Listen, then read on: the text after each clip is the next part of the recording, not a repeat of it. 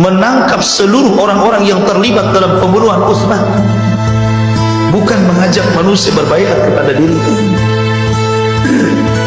Lah orang yang paling menentang adalah Muawiyah bin Abi Sufyan yang ada di Syam. Kata Muawiyah bin Abi Sufyan, tangkap dulu para pembunuh Utsman ini, baru aku akan berbaiat kepadamu dan mengajak seluruh orang-orang Syam berbaiat kepadamu. Tapi Ali melihat maslahat yang lebih besar, karena di belakang para pembunuh Utsman ini ada kekuatan yang besar, ada kabilah-kabilah yang besar, yang bisa saja terjadi perang yang lebih luas dan besar. Sehingga Ali berijtihad demi kemaslahatan kaum muslimin, baiat diriku dulu, kemudian kita kumpulkan kekuatan, baru kemudian kita tangkap para pemberontak yang telah membunuh Utsman itu. Tapi Muawiyah menolak, dia tidak mau, dia tetap berijtihad tangkap.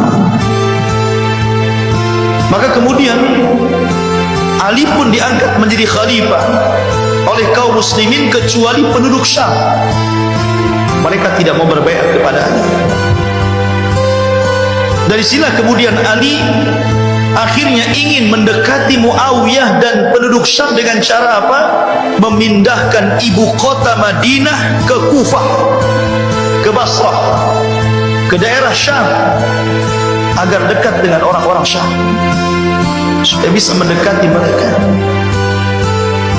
Tetapi tujuan Ali radhiyallahu an berbeda dengan kehendak Allah Subhanahu wa taala. Justru kemudian Ali malah berselisih dengan Muawiyah yang berakhir dengan perang besar yang sejarah mencatatnya sebagai perang sipil. Banyak korban jatuh di sini dari antara sahabat-sahabat Nabi sallallahu alaihi wasallam. Secara akidah ahli sunnah, tentu Ali berada di atas kebenaran dibandingkan Muawiyah bin Abi Sufyan. Dari mana kita tahu bahwa Ali itu berada di atas kebenaran? Dari sabda Nabi SAW kepada Ammar ibn Yasir. Ketika Ammar bin Yasir sedang membangun Masjid Nabawi, dia membawa bata-bata untuk membangun masjid itu lebih di antara para sahabat, karena Ammar itu kuat orangnya.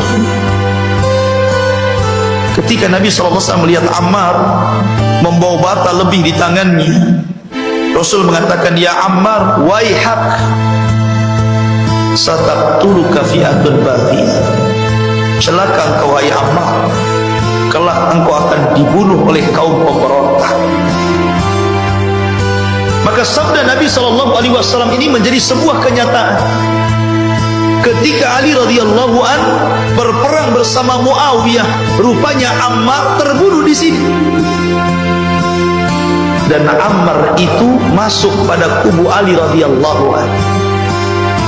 Kata Nabi SAW, ya Ammar, engkau akan dibunuh oleh kaum pemberontak. Dari sini menunjukkan bahwa Ali di pihak yang benar dan Muawiyah itu pemberontak. Makanya ketika Ali radhiyallahu anhu ditanya tentang sikapnya terhadap Muawiyah, apa kata Ali? Hum ikhwanuna baghau alaina. Mereka adalah saudara-saudara kita, namun mereka kaum yang memberontak.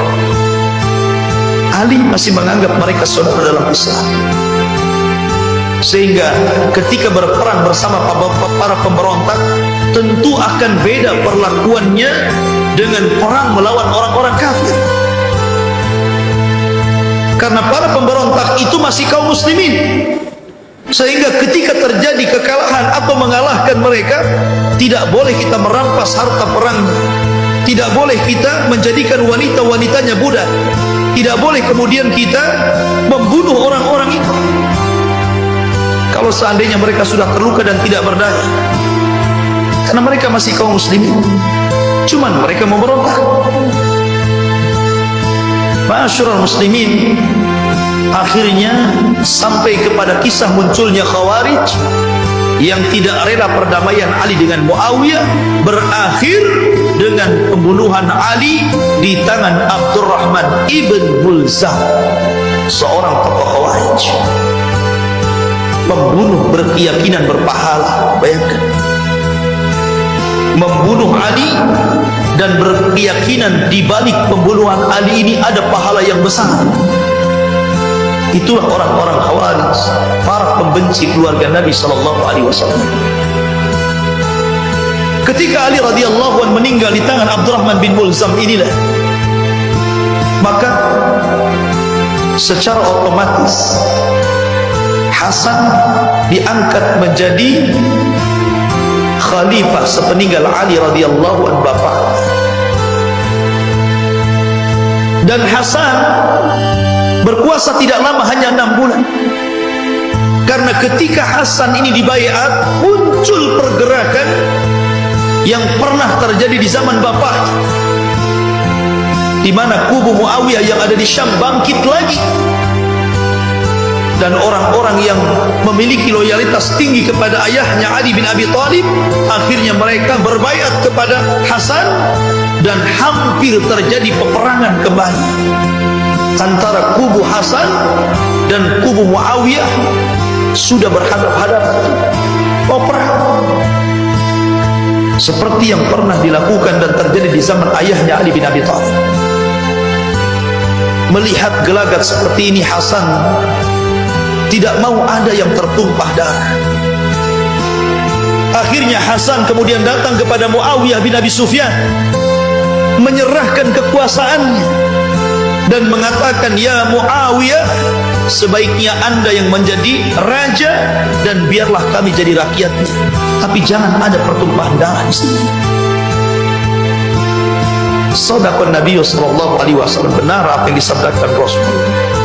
Oh, di antara cucuku ada yang akan mendamaikan dua kekuatan besar yang akan saling membunuh di antara keduanya. Dialah Hasan ibnu Ali. Mendamaikan kekuasaan, sehingga tahun perdamaian, tahun tersebut disebut tahun perdamaian. Maka karena Hasan sudah menyerahkan kekuasaan kepada Muawiyah dan dia berbaiat langsung kepada Muawiyah, Hasan tidak pernah keluar dari baiat Muawiyah. Bahkan ketika Muawiyah mengembangkan sayap kekuasaan kaum muslimin sampai ke daratan Afrika, bahkan di masa Muawiyah ketika kaum muslimin mengirim pasukan untuk melawan Konstantinopel, Hasan ikut terlibat dalam peperangan. Hasan terlibat dalam pasukan, dan juga Husain di bawah pasukan Muawiyah bin Abi Sufyan ketika memerangi Konstantinopel itu. Artinya Hasan tidak keluar dari baiat Muawiyah, dan Muawiyah bukan khalifah.